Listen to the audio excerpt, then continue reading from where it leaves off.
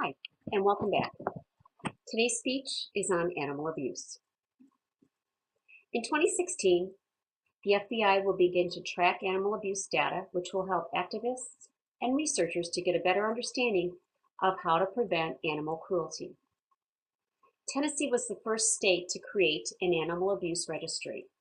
The shocking number of animal cruelty cases reported daily on TV, on the internet, and in the newspapers are only the tip of the iceberg. Most cases are never reported, and most animals suffer in silence, with no help ever coming for them. Unlike violent crimes against people, information on reported cases of animal abuse has not been compiled by state and federal agencies.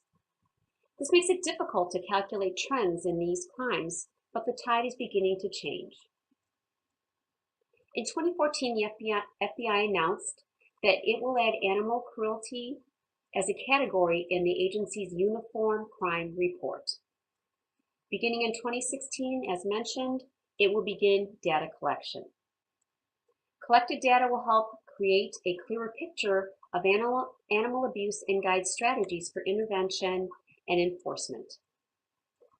Data collection will begin in and cover 4 categories: simple or gross neglect, intentional abuse and torture, organized abuse like dogfighting and cockfighting, and animal sexual abuse.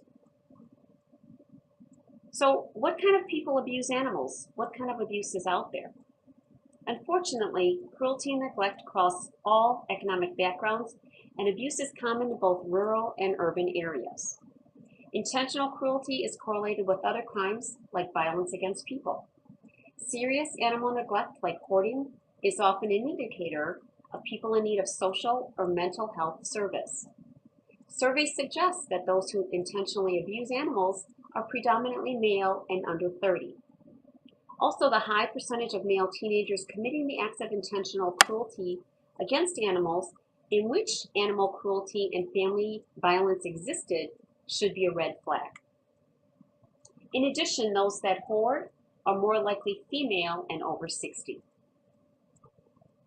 Data on domestic violence and child abuse cases reveal that a staggering number of animals are victimized by abusive parents and partners every year.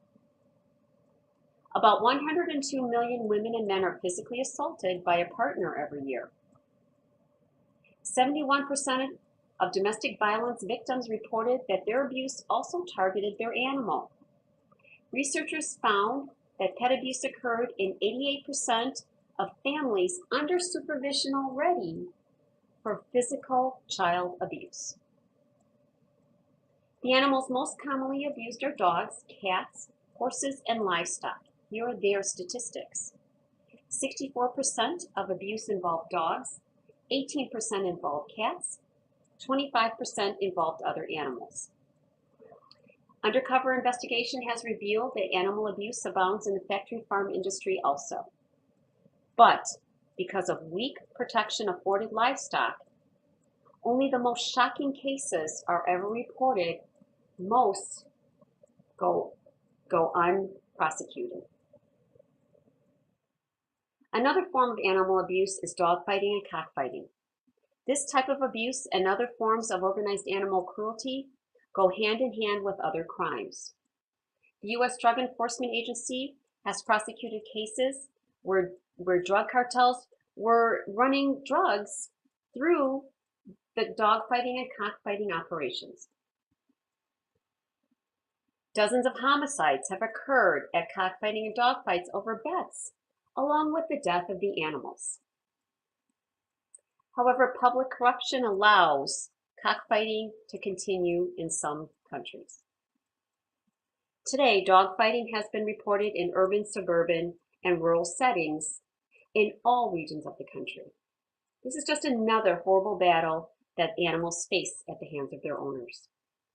Another type of abuse are puppy mills, which are large-scale commercial dog breeding operations that put priority on profit rather than the health of the puppy and the health and safety of the mother. Furthermore, thousands of greyhounds die each year in the name of selective breeding before they even hit the track. Due to genetic manipulation, 90% of broiler chickens have trouble walking because they're bred for meat production. More than 50% of the fur in the US comes from China, where millions of dogs and cats are bled to death and skinned alive for their food. There are 900 to 2,000 new cases of animal hoarding in the US, with 250,000 animals falling victim. So what's being done? How can you get involved? Animal cruelty and abuse could be a warning sign that a person could be involved in other violent crimes. Early intervention and identification of violent perpetrators is key to trying to prevent animal cruelty and abuse. We need to increase public awareness and professional awareness of the connection between cruelty of animals and human violence. We must encourage professionals to get involved in anti-violence and work toward a solution. More and more lawmakers are cracking down on animal cruelty through laws. Many states have passed laws on mandatory psychological testing and evaluation and counseling for convicted abusers. There is a push for stronger laws and training for officials to detect and prosecute the crimes. 50 states currently include felony convictions. Some states enacted felony laws in the 80s, 19 in the 90s, and 25 more since 2000. These states are included that strengthen their laws: Alaska, Indiana, Kentucky, Nebraska, Tennessee, and Virginia. Do you live in one of those states? What can you do to get involved? If you see an animal being hurt, speak up. Report what's happening. Contact PAWS because local animal control officers can be dispatched. Also contact your local police or sheriff's department.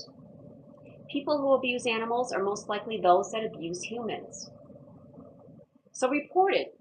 Not only will you help the animal, but you will make your community a lot safer. You can also report what you see and offer to help a neighbor if they're having trouble taking care of their pet. Urge local legislators to pass better anti-cruelty laws. Get involved. Don't stand back. Donate time, money. Donate your energy. Be the voice for these innocent lives. As long as non-human animals continue to be raised and killed for food in ways that they are, it is unclear what abuse of or cruelty toward animals could be, even if it means their situation is subject to criminal focus. Dogfighting or child's torture of a cat are impulses of what they themselves learn. There may be areas in the country where abuse is almost socially acceptable. It's routine, widespread, and acceptable to people there. As humans, we have an obligation to make it safer for the animal, to create a safer environment where they have more protection, they're not neglected, they feel safe, and they're given some comfort. They're not here to suffer. The animals are here for a purpose. We have an obligation to take care of them, even if they are being raised for food. They shouldn't have to suffer unnecessarily during their short time on Earth. An animal can't tell when they're being abused or speak for themselves. We have to be their voice. Maybe parents should be held responsible for what their child does to the pet or an animal. Or maybe there should be better screening on those that want to adopt a dog or a cat. Maybe circuses should be held more responsible for the animals that are in their shows. Maybe we all need to be more aware and take more responsibility, adopt a dog or a cat from a rescue, rather than keeping puppy mills in service.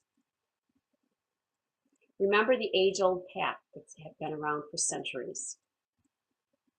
Animals take care of us, so we need to take care of them. Also, I have a brochure from The Greater Good. This is a site that you can purchase items from, and part of the money from what you purchase buys bowls of food for animals.